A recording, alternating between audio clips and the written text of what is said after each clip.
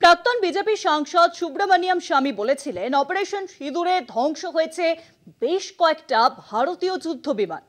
এই কথায় বিরোধীরা আঙুল তুলেছিল বিজেপির দিকে, আর বিজেপি চুপ থেকে সেসব এড়িয়ে গেছে। কিন্তু এবার অপারেশন সিঁদুরে ভারতীয় যুদ্ধ বিমানের ক্ষয়ক্ষতি নিয়ে ফের বিতর্কে জড়ালো কেন্দ্রীয় সরকার।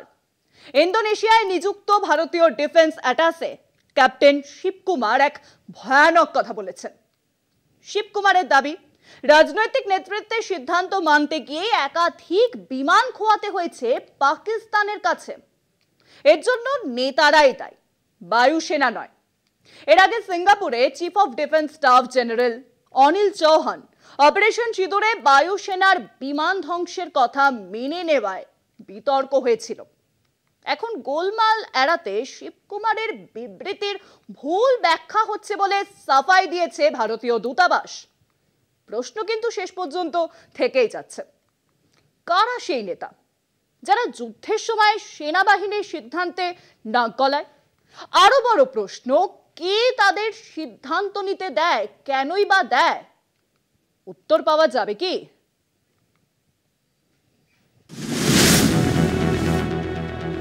পাক জঙ্গিদের পহেলগাম কাণ্ডের জবাবে ভারতের অপারেশন সিঁদুর, তার সাফল্য নিয়ে প্রধানমন্ত্রী নরেন্দ্র মোদী সেনাবাহিনীকে অভিনন্দিত করেন। অপারেশনে শুধুমাত্র পাক অধিকৃত কাশ্মীর ও পাকিস্তান ভূখণ্ডে মোট 9টি জঙ্গি ঘাঁটি নিশানা করে তা গুঁড়িয়ে দেয় বায়ুসেনা। জাতির উদ্দেশ্যে ভাষণে তা ফলাও করে ঘোষণা করেন মোদী। অপারেশনের সাফল্যের কথা জানিয়ে সেনার পক্ষ থেকে 3 বাহিনীর তরফে সাংবাদিক বৈঠকেও একই দাবি করা হয়। কিন্তু অপারেশন সিঁদুরের প্রেক্ষিতে হওয়া সংঘাতে ভারতের বিমানের কোনো ক্ষয়ক্ষতির কথা জানানো হয়নি। কিন্তু সিঙ্গাপুরের এক বেসরকারি টিভি সাক্ষাৎকারে ভারতের chief of defence staff general Anil Chauhan পক্ষান্তরে ভারতীয় বিমান ধ্বংসের কথা স্বীকার করে নিয়েছিলেন। তার মতে, কটা বিমান ধ্বংস হয়েছে সেটা বড় বিষয় নয়, কেন তা হলো সেটাই বিচার্য। স্বভাবতই তা নিয়ে ভারতের ঘরোয়া রাজনীতিতে জল ঘোলা হচ্ছিল।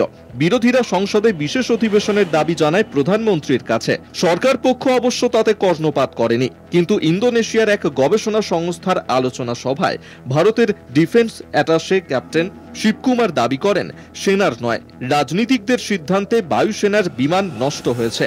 অনিল চৌহানের পর প্রায় একইভাবে শিবকুমারের মুখেও বিমান ধ্বংসের কথা উঠে আসায় বিতর্কে নয়া মোড় নিয়েছে। শিবকুমার বলেন, বায়ুসেনাকে বলা হয় শুধু পাক জঙ্গি ঘাঁটিকে নিশানা করতে, পাকিস্তানের সামরিক কেন্দ্রে হানা দেওয়া যাবে না। ভারতের এই রণকৌশলে পাক সেনা পাল্টা হামলা চালায়, তাতেই ভারতীয় বিমানের ক্ষতি হয়। কটি বিমান ক্ষতিগ্রস্ত বা আদেও কোনো বায়ুসেনা হতাহত হয়েছে কিনা তা জানাননি। ইন্দোনেশিয়ার ভারতীয় দূতাবাসের বিবৃতিতে বলা হয়, শিবকুমারের কথা প্রেক্ষিত ছাড়া উল্লেখ করায় বিভ্রান্তি তৈরি হয়েছে। তবে অনিল চৌহানের পর শিবকুমারের বক্তব্য মোদী সরকারের বিড়ম্বনা যে বাড়ালো তা নিশ্চিত। কলকাতা টিভি।